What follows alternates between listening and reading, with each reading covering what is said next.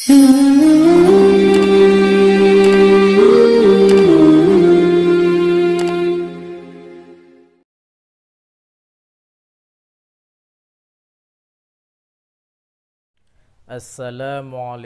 warahmatullahi wabarakatuh. Bismillahirrahmanirrahim. Alhamdulillahi rabbil alamin. Ashhadu an la ilaha illallah wa ashhadu anna Muhammadar Rasulullah.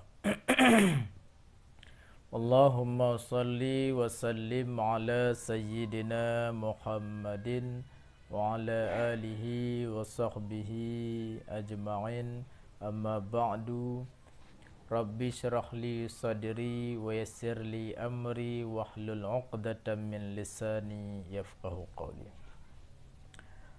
Saudaraku yang dimuliakan Allah, hari ini kita lanjut lagi ngaji fikih yang ke-20, sambungan ngaji yang kemarin.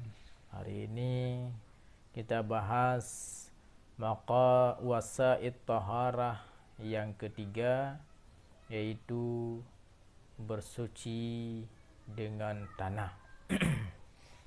Sebagaimana pengajian sebelumnya yang tema maqasidut taharah dan wasa'id taharah, bahwa maqasid taharah itu ada 4: wudu, mandi, tayamum, dan menghilangkan najis.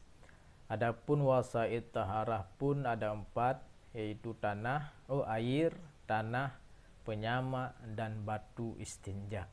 Nah, berarti hari ini kita yang kedua, wasa'id taharah yang kedua, yaitu tanah. Langsung kita baca. Qalal musannifu rahimahullah wa nafa'na bihi wa bi'ulumihi amin. Wa ammat turabu, dan adapun tanah, fa innahu, maka sesungguhnya tanah, yakunu, adalah tanah itu, mutahhiran, mensucikan, istiqlalan, secara mandiri, fit tayamum, pada bertayamum. Jadi tanah itu bisa mensucikan secara mandiri, tanah itu fit tayamum, pada tayamum saja. Au ma'a indhimamihi lil ma'i, atau beradalah tanah itu mutahhiran, mensucikan, ma'a indhimamihi lil ma'i, dengan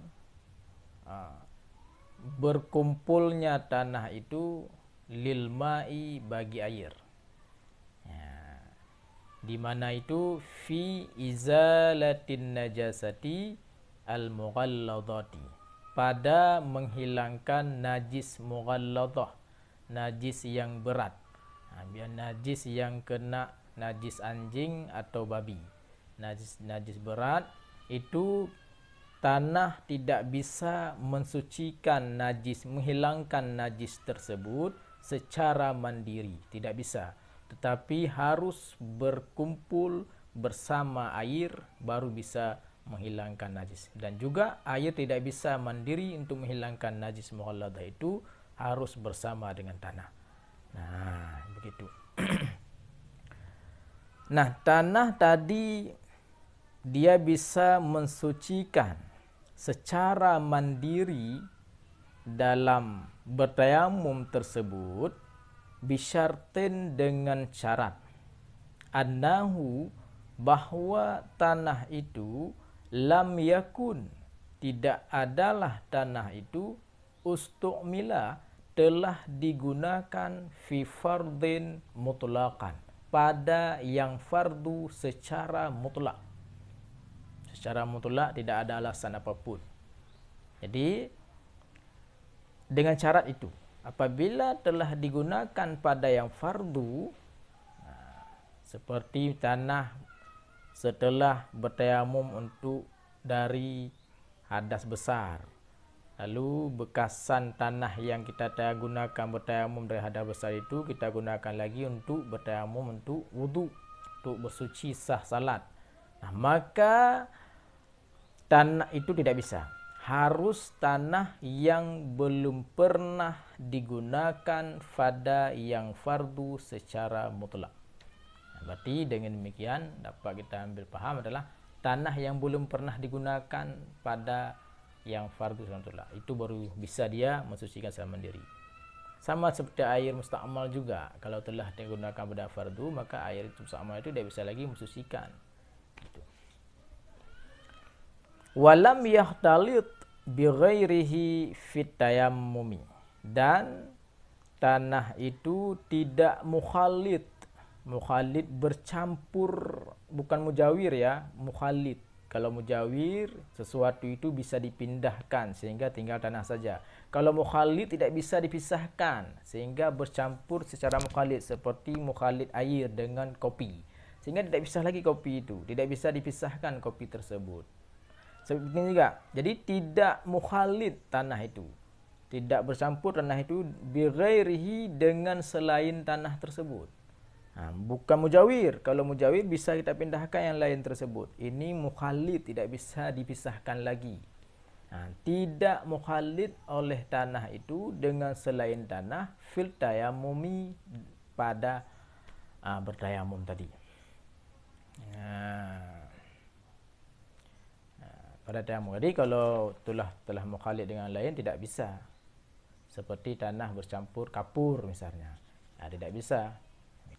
Tanah bercampur pasir tidak bisa, yang tidak bisa dipisahkan. Jadi untuk hari ini di sini saja pengajian kita, karena memang masalah ini pendek, jadi kita bacanya menurut permasalah.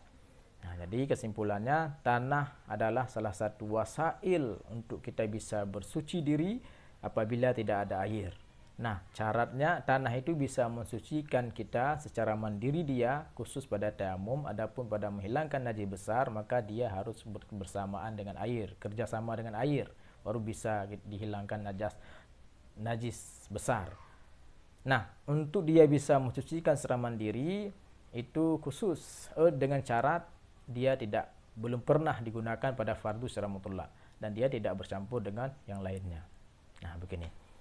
Cukup, wallahu a'lam bishawab. Allahumma inna